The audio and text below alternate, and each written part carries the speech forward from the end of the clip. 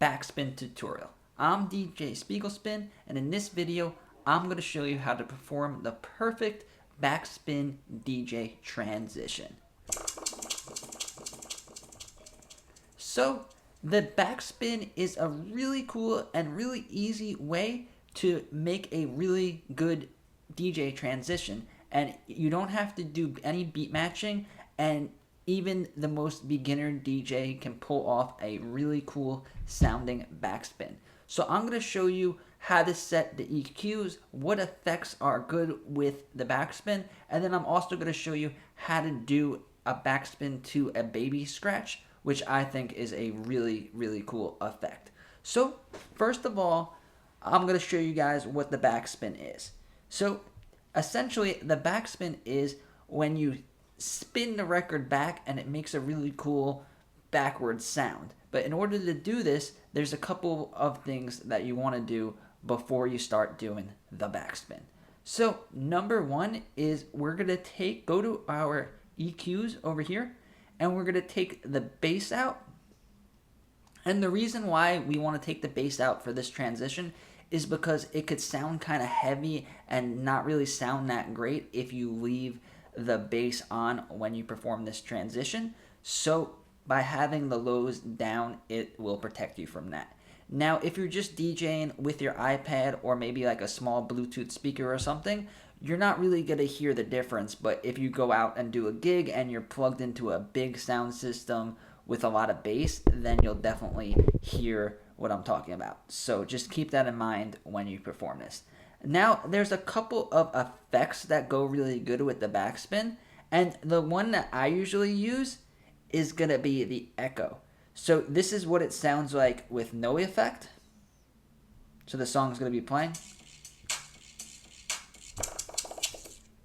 So that's what it sounds like with no effect, and now we are going to add the echo.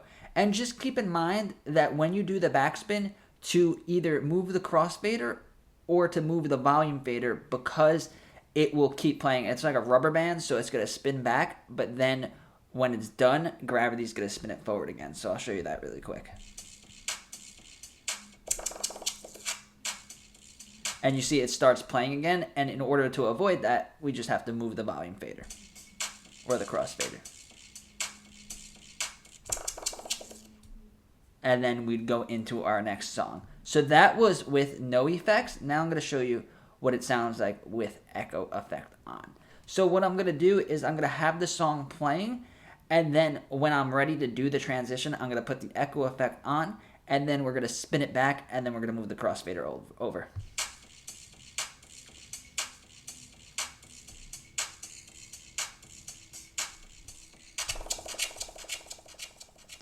And you see it keeps going and it sounds really cool. So when we bring in the next song, we are going to do a baby scratch. So we are going to do the backspin with the echo, and we're going to have this song playing, but we're going to have our finger on the deck so it doesn't move. So my finger is on the left deck. So if I let go, it starts playing. And what we're going to do is we're going to do the backspin, and then we're going to go. Okay, so here we go.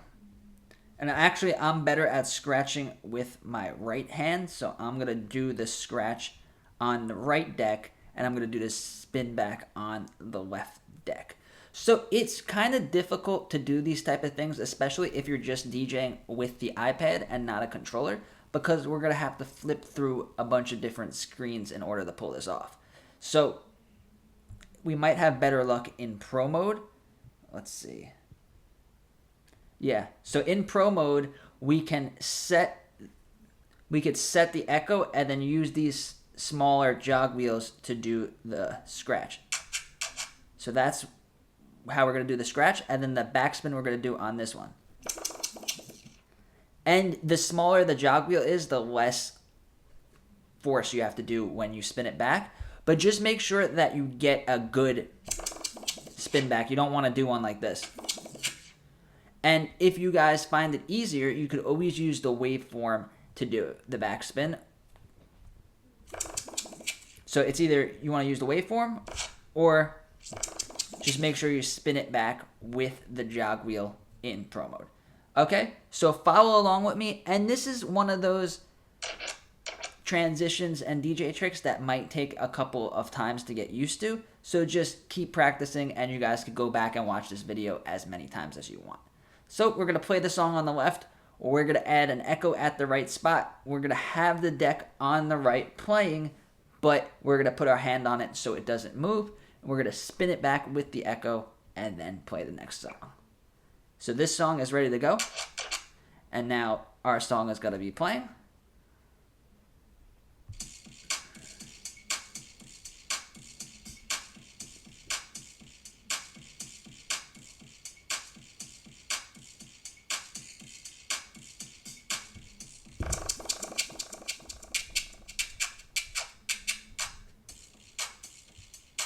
And then we're in the next song.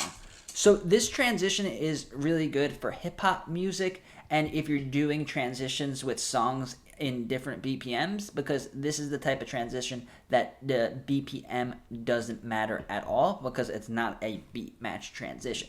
So if you find yourself in a jam and you want to play another song next, I would recommend using this. Don't do it too much. Don't do it every transition in your set because it's a little bit much. But if you want to do one or two of them, then that's fine, and people will appreciate it. It gives it that old school turntablist type of feel to your DJ set, and I found it to be very effective when you're playing hip-hop music. And now, when you do this, I would suggest that the song that you're going to mix into, have it start at a part of the song that everybody knows. So use the beginning or even in the middle of a song on a lyric or a part where everyone's going to know what that song is, because that'll add the effect to it so much more. So you do the baby scratch and then boom, it goes right into the part of the song that everyone knows, and then try to use a really popular song that you know everyone's going to go nuts with. So again, you're going to be playing the song. We're going to add echo.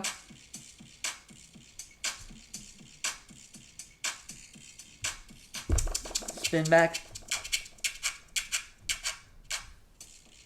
And then we're into our next song. So the baby scratch is really easy to do in the app. All you have to do is just go forward and back. But try to use a part of the song that has nothing behind it, because if you do it like on this beat over here,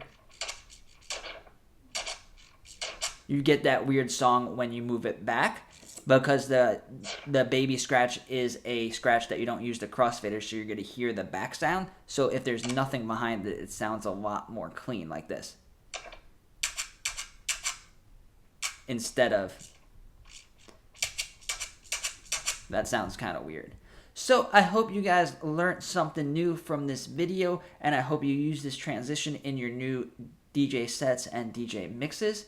And I'm making DJ videos every single day about stuff you could do with Djay Pro, new software, new hardware, and also everything you could do regarding to DJing with the iPad. So if you're into that type of stuff, subscribe to the channel and give this video a like. Thank you. Also, if you have any more questions, let me know in the comments. I get back to every question that I know the answer to. Thank you.